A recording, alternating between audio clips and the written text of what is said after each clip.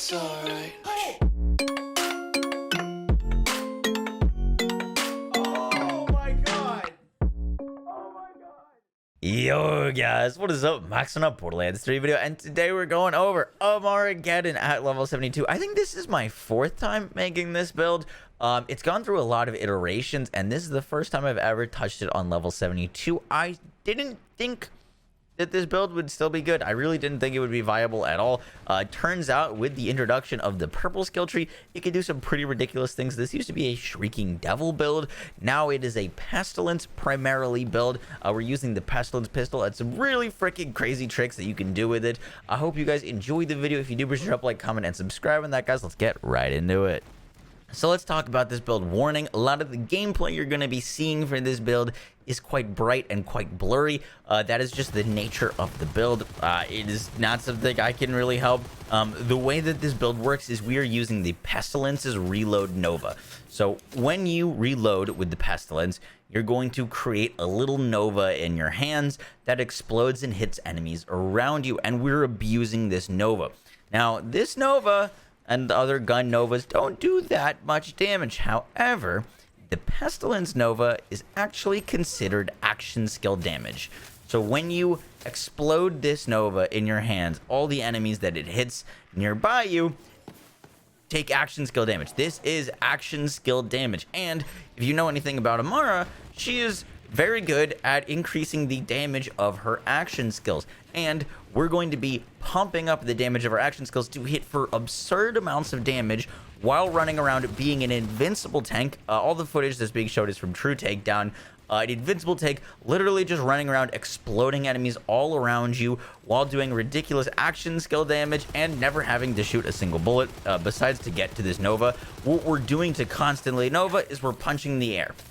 If you use your action skill with this build and then punch the air, your punches will be faster, so you can do more Novas quickly. You do not need to be on like PC to do this. You just punch the air during the middle of the reload and you will cancel, and you'll constantly be getting these Novas.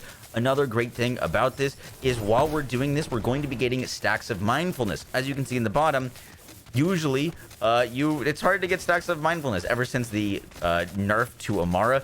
This Nova does self-damage to us. It hurts us, but because we're using radiation immunity with the red suit, we're not actually going to take any damage, but we can get crazy movement speed from mindfulness because we're always going to be at 25 stacks of it, allowing us to just soar around the map. Now, you could use this with a driver. A driver would give you ridiculous speed, and now that I say that out loud, I really want to go try this with the driver. I found it best with the Phaserker.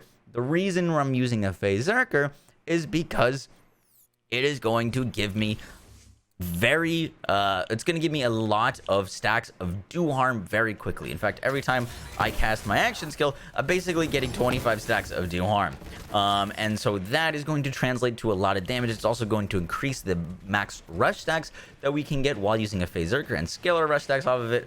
So to do a ton of damage with this, we're going to be using the Phaserker, but do I have a driver on me? How fast is this going to make me? Now I'm curious.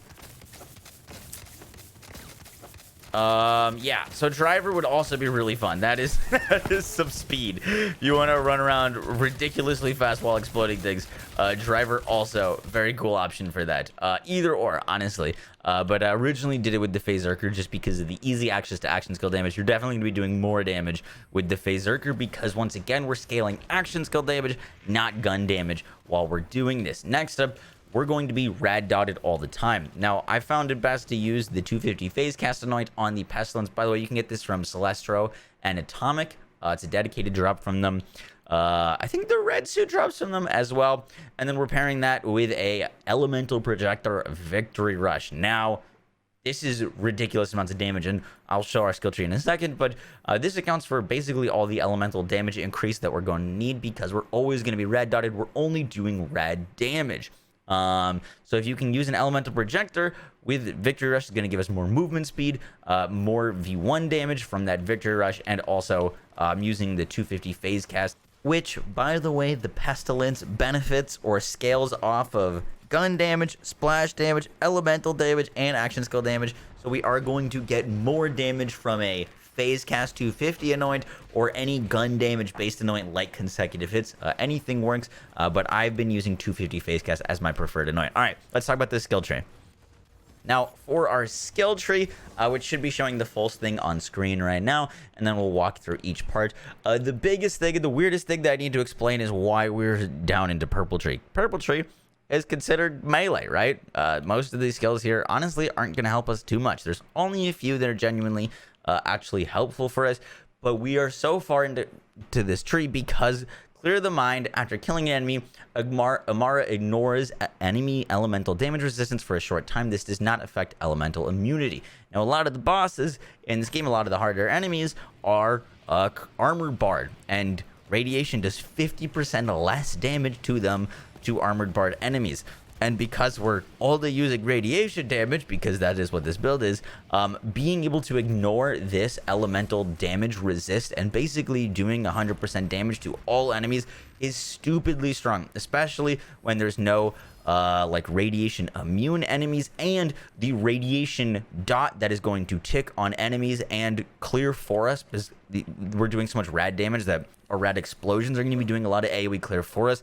Getting this 100% no decrease in damage at all is super strong. The other things we're picking up in this tree is we're getting skill damage, which once again is going to directly scale this Nova's damage. Free the soul, just a fun thing. We're going to get a cryo shard to run around. Burn both ends is actual damage for this. While we're taking damage from enemies, we're going to be gaining increased damage. 15 stacks, 5% damage. This is solid damage. Combo breaker. We're running around, like, I built this build kind of like to run around and go punch things. So because you're meleeing, it makes sense to go, like, kind of use your melee to get to enemies, because you're going to be flying around and you can go punch them. And when you're punching them, you can proc Groundbreaker.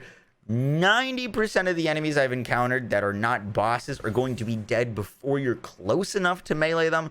So it's not like the greatest thing, but Find Your Center is going to give us more melee attack speed so that we can cancel quicker.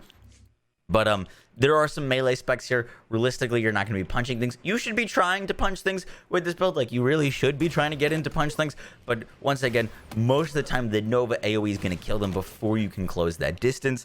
Ebb and Flow. We're actually not spec'd into lifesteal at all. We're using a few things. If you do melee someone, you're going to get full health, so that's really nice here. But Heavy Rain for the splash damage is what we're mainly here for. Do harm, action skill damage, violent tapestry, effect chance. This is mainly for enemies. They're going to get dotted like crazy. We want our cooldown. Ascendant for more soul sap. This isn't necessary. You could take this 1 point and put it anywhere. There's not too many great points to put it. We're going to get, I mean, we're doing like 100 million damage with our action skill, so 30% of that skill damage dealt into a 44k health bar is going to be full health regardless.